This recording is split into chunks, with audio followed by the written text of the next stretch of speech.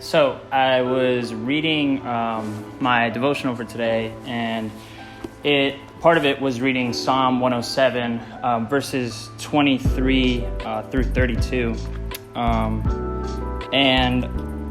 just thought it was really interesting because it says, "Some went down to the sea in his ships, doing his business on the great waters. They saw the deeds of the Lord, his wondrous works in the deep. For he commanded and raised the stormy wind, which lifted up the waves of the sea. They mounted up to the heavens, and they went down to the depths. Their courage melted away in their evil plight. They reeled and staggered like drunken men and were at their wits' end. Then they cried out to the Lord in their trouble, and he delivered them from their distress. He made the storm be still, and the waves of the sea were hushed. Then they were glad that the waters were quiet, and he brought them to their desired haven. Let them thank the Lord for his steadfast love, for his wondrous works to the children of man. Let them exalt him in the congregation of the people, and praise him in the assembly of the elders."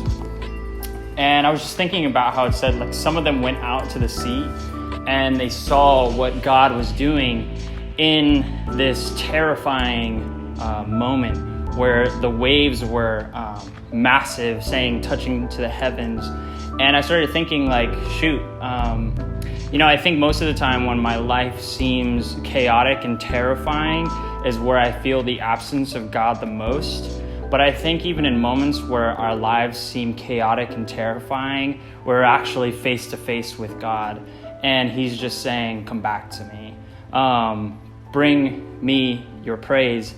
And that's kind of what I was just thinking. I mean, it's kind of like a small thought and literally just like super off the cuff.